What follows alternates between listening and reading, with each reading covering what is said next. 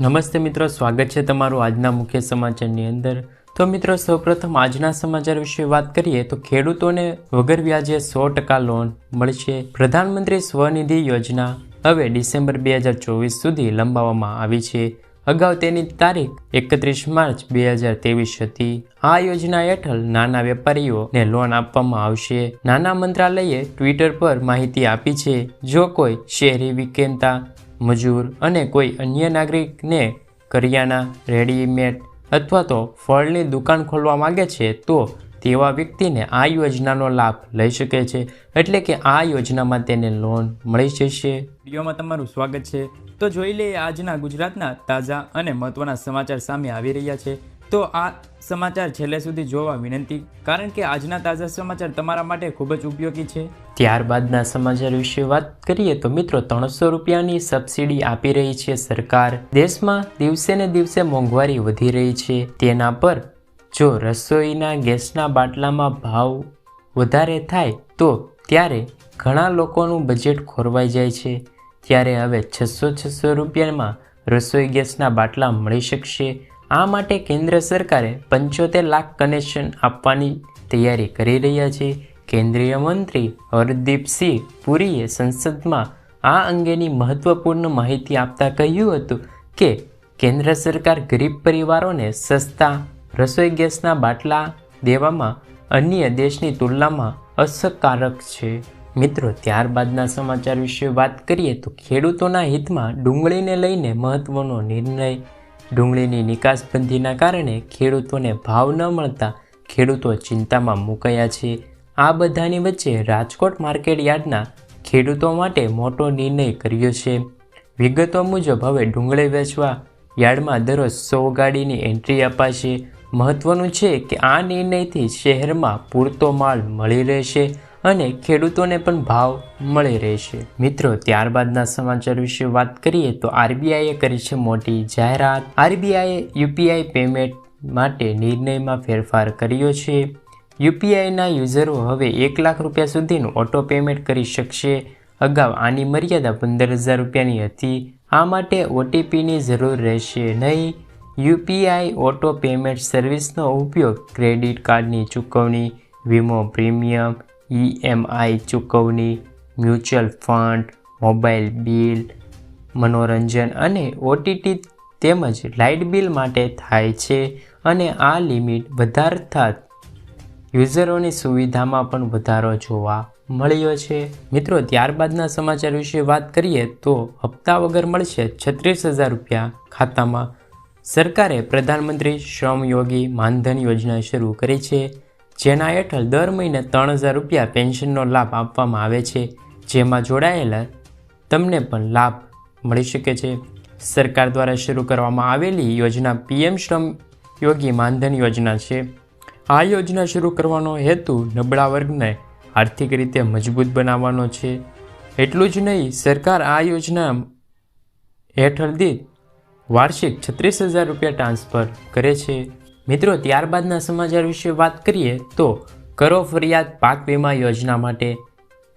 ખેતીને ખૂબ જોખમી કામ ગણાય છે। અનેક પ્રકારની કુદરતી આફતોના કારણે પાક બગડે છે। ખેડૂતોને વધુ નુકસાન ન થાય તે માટે પીએમ પાક વીમા યોજના શરૂ કરવામાં આવ્યો હતો। રવિ પાક અને ખરીફ પાક બંનેના પાક વીમો લેવામાં આવે છે। આ માટે ખેડૂતોએ માત્ર 2% પ્રીમિયમ ભરવાનું રહે છે, બાકીની પ્રીમિયમ સરકાર ચૂકવશે। પાક નિષ્ફળ ગયા બાદ ખેડૂતોને વીમો લેવા અને વીમો સંબંધિત ફરિયાદ કરવા ઘણી સમસ્યાઓનો સામનો કરવો પડે છે, જેના કારણે તેમને અનેક સમસ્યા પડે છે। આવી સ્થિતિમાં ખેડૂતો આ ટોલ ફ્રી નંબર એટલે કે 14 447 પર સરળતાથી ફરિયાદ કરી શકે છે। આ માટે સૌથી પહેલાં તમારે આ નંબર 14 447 પર કોલ કરવાનો રહેશે।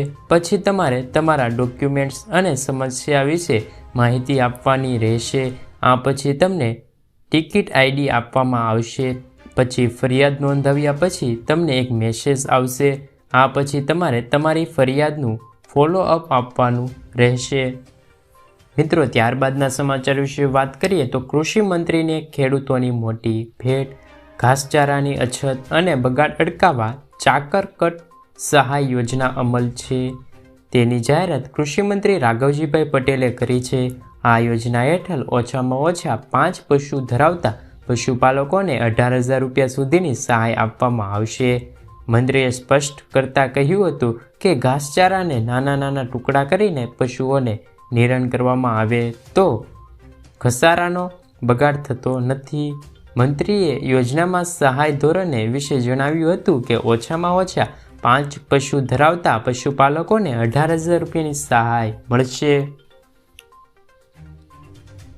મિત્રો, ત્યારબાદના સમાચાર વિશે વાત કરીએ તો ખેડૂતોને મળશે 3 લાખ રૂપિયા સુધીની લોન.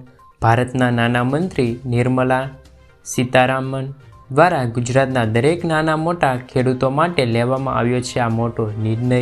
હવેથી દરેક ખેડૂતોને કેસીસી યોજના હેઠળ 3 લાખ રૂપિયા સુધીની ટૂંક ગાળામાં લોન આપવામાં આવશે.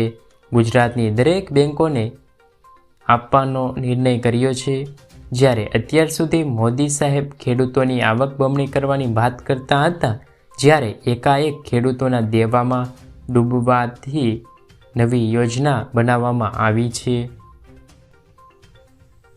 મિત્રો, ત્યારબાદના સમાચાર વિશે વાત કરીએ તો સરકારે અઠવાડિયામાં જ પ્રતિબંધ હટાવ્યો છે. કેન્દ્રએ શેરડીના રસમાંથી ઇથેનોલ બનાવવા પર મૂકેલો પ્રતિબંધ હટાવ્યો છે. 7 ડિસેમ્બરે ઇથેનોલના ઉત્પાદન માટે શેરડીનો રસ, ખાંડની ચાસણીનો ઉપયોગ પર પ્રતિબંધ મુકાયો હતો. હવે ખાંડના સ્ટોકમાં વધારો થઈ શકે છે કારણ કે ઇથેનોલ બાબતનો સારો નિર્ણય ખાંડના સ્ટોકમાં વધારો કરશે. જ્યારે પ્રતિબંધનો નિર્ણય સ્ટોક ઘટાડવા તરફ લઈ જયા હતા. ચીનમાં ખાંડનું ઉત્પાદન ઓછું રહેવાની શક્યતાના કારણે સરકારે પ્રતિબંધ મૂક્યો હતો. મિત્રો, ત્યારબાદના સમાચાર વિશે વાત કરીએ તો પરિણીત મહિલાઓને 6,000 રૂપિયાની સહાય. કેન્દ્ર સરકારે દેશની મહિલાઓ માટે ઘણી યોજનાઓ ચલાવવામાં આવી રહી છે. આજે તમને એક એવી સ્કીમ વિશે જણાવીએ કે જેમાં મહિલાઓને સરકાર તરફથી 6,000 રૂપિયા મળે છે. માત્ર પરિણીત મહિલાઓને જ આનો લાભ મળશે. આ સરકારી યોજનાનું નામ માતૃત્વ વંદના યોજના છે, જેમાં ગર્ભવતી મહિલાઓને સરકાર તરફથી આર્થિક મદદ આપવામાં આવે છે. આ મદદ મહિલાઓને તેમના ગર્ભ સ્થળે બાળકના સ્વચ્છને ધ્યાનમાં રાખીને આપવામાં આવે છે. મિત્રો, ત્યારબાદના સમાચાર વિશે વાત કરીએ તો કે હવે ખેડૂતો માટે સરકારની મોટી જાહેરાત. 5 રાજ્યની ચૂંટણી પહેલાં સરકારે ખેડૂતોને રવિ પાકના લઘુત્તમ ટેકાનો ભાવમાં જંગી વધારાની ભેટ આપી છે. સૂત્રોના જણાવ્યા અનુસાર આગામી વર્ષ માટે ઘઉંની MSP 150થી વધીને 175 રૂપિયા થઈ છે. લઘુત્તમ ટેકાના ભાવ 3%થી 10%નો વધારો જોવા મળ્યો છે. ઘઉંની MSP 2300 રૂપિયા સુધી થઈ છે, જ્યારે હાલમાં ઘઉંની MSP 2125 રૂપિયા બોલાઈ રહી છે. મિત્રો, ત્યારબાદના સમાચાર વિશે વાત કરીએ તો રેલવેના મુસાફરો માટે આવ્યા છે એક સારા સમાચાર. મળતી માહિતી અનુસાર આવનારા 4 વર્ષોમાં રેલવેના તમામ મુસાફરોને ટિકિટ મળશે. મોદી સરકાર રેલવે માટે એક યોજના બનાવી છે, જેમાં સરકારે 1 લાખ કરોડ રૂપિયાના ખર્ચ કરવાની તૈયારી કરી રહ્યા છે. તેમજ તે દરમિયાન નવી ટ્રેનો પણ લોન્ચ કરવામાં આવશે. કેન્દ્રીય રેલવે મંત્રી અશ્વિની વૈષ્ણવે પણ જણાવ્યું હતું કે ભારતીય રેલવે એક મેગા પ્લાન પર કામ કરી રહી છે, જેનાથી ખૂબ જ સમસ્યાનો દૂર થશે. મિત્રો, ત્યારબાદના સમાચાર વિશે વાત કરીએ તો આજથી સોનું સસ્તું થયું છે.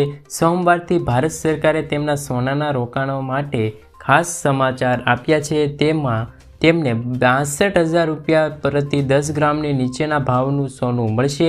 તેની સાથે તેમને વ્યાજ પણ મળશે. RBI 18 ડિસેમ્બરથી સોવરિન ગોલ્ડન બોન્ડ સિરીઝ 3નું વેચાણ શરૂ કર્યું છે. તેના માટે 1 ગ્રામ સોનાનો ભાવ 1,699 રૂપિયા જાહેર કર્યો છે. સાથે જ ડિજિટલ પેમેન્ટ કરનાર પર 1 ગ્રામ દીઠ 50 રૂપિયાનું ડિસ્કાઉન્ટ પણ મળી જશે.